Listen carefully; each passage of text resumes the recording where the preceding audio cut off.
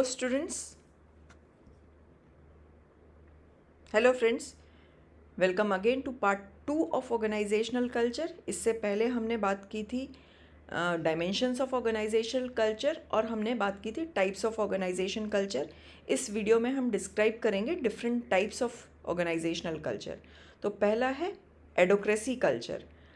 एडोक्रेसी culture के main characteristics हैं innovation, risk taking and adaptability.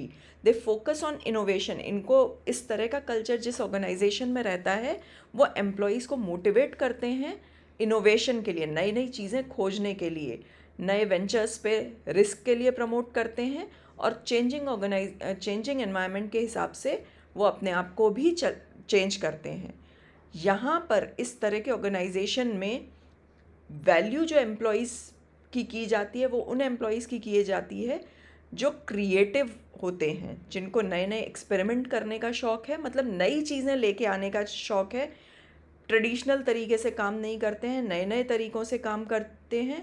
और ये जनरली उन फर्म्स में होता है जिनका एनवायरनमेंट बहुत ज़्यादा तेज़ी से बदलता है। फास्ट चेंजिंग एनवायरनमेंट में इस तरह के कल्चर ज़्यादा प्रमोट होते हैं, क्योंकि यहाँ पर इनोवेशन, क्रिएटिविटी, इन सारी चीज़ों की ज़रूरत ज़्यादा होती है, क्योंकि एनवायरनमेंट रेगुलर बेसिस पे चेंज कर रहा है।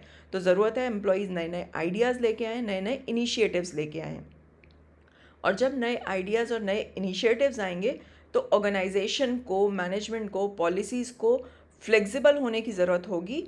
और यहाँ पर लोग और ऑर्गेनाइजेशन रिस्क लेने के लिए तैयार रहते हैं।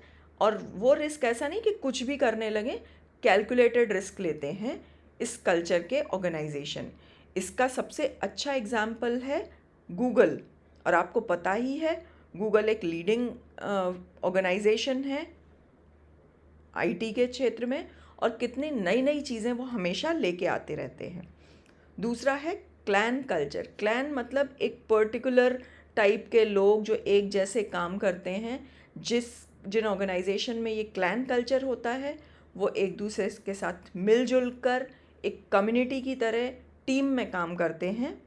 यहाँ पर लोगों को एम्प्लॉय एंगेजमेंट को इम्पोर्टेंस दी जाती है।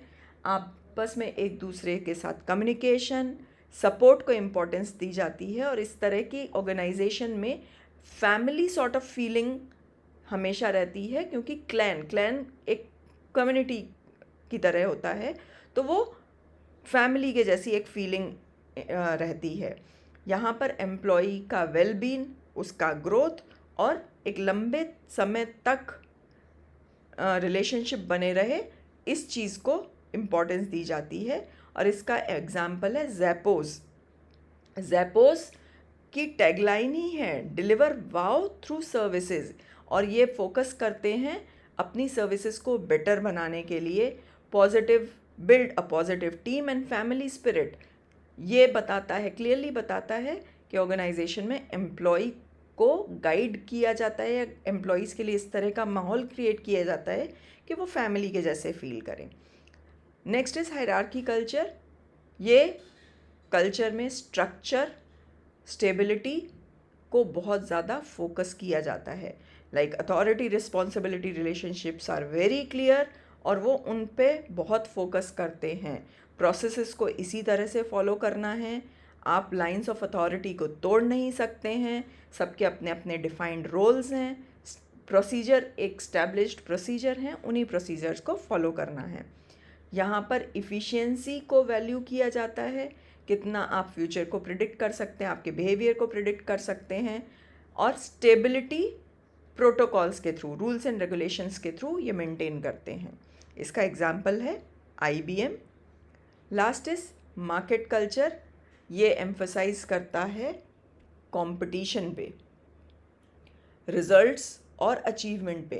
एम्प्लॉयज़ को मोटिवेट किया जाता है कि वो रिजल्ट्स निकालें, अचीव करें चीज़ें। गोल्स को, जो आपके अपने गोल्स हैं या ऑर्गेनाइजेशनल गोल्स हैं, उनको प्रायोरिटी दी जाती है। परफॉर्मेंसेस इम्पॉर्टेंट होती हैं, अर्निंग प्रॉफिट्स इम्पॉर्टेंट होते हैं, काम होना इम्पॉर्टेंट होता है। यहाँ पर बहुत ज़्यादा टीम वर्क को नहीं, यहाँ पर इंडिविजुअल इनिशिएटिव्स को ज़्यादा फोकस किया जाता है. You should be assertive, delivering value to the organisation, delivering value to the customer. और यहाँ पर रिजल्ट ड्रिवन ऑर्गेनाइजेशन होते हैं, जहाँ पर मार्केट कल्चर फॉलो किया जाता है कि आपको रिजल्ट्स अचीव करने हैं, और एक कंपटीशन रहता है यहाँ के एनवायरनमेंट में. और इसका एक एग्जांपल है अमेज़ॉन. अमेज़ॉन बहुत ज़्यादा रिज़ल्ट ओरिएंटेड और कस्टमर फोकस्ड ऑर्गेनाइजेशन है. ये शायद आप लोगों ने भी फील किया होगा जब कभी अमेज़ॉन के साथ आपने डील किया होगा. कल्चर और इफ़ेक्टिवनेस ये रिलेटेड हैं. और किस तरह से रिलेटेड हैं ये, कि अगर ऑर्गेनाइजेशनल कल्चर अच्छा है तो एम्प्लॉय एंगेजमेंट होगा, लोग ऑर्गेनाइजेशन को कम छोड़ के जाएंगे, प्रोडक्टिविटी आपकी बढ़ेगी और लोग आपकी ब्रांड को पहचानेंगे. This also helps in transforming the employ. किसी भी तरह का एम्प्लॉय है, अगर आपका कल्चर स्ट्रांग है तो वह एम्प्लॉय को आपके कल्चर के हिसाब से ट्रांसफॉर्म कर देगा. टीम एनवायरनमेंट होगा, लोग एक दूसरे के साथ, कंपटीशन तो कुछ कल्चर में रहेगा लेकिन वो कंपटीशन पॉजिटिव होगा, वर्कफोर्स मोटिवेटेड रहेगी और आप अच्छे लोगों को, अच्छे एम्प्लॉयज़ को अपने ऑर्गेनाइजेशन की तरफ अट्रैक्ट भी कर सकते हैं. तो ये थे 4 तरह के कल्चर और उसका इम्पैक्ट जो इफ़ेक्टिवनेस पे होता है. आई होप आपको चीज़ें समझ में आई होंगी. फिर भी अगर कोई कन्फ्यूजन है तो कमेंट बॉक्स में लिख सकते हैं. लाइक कीजिए, शेयर कीजिए और सब्सक्राइब कीजिए चैनल को.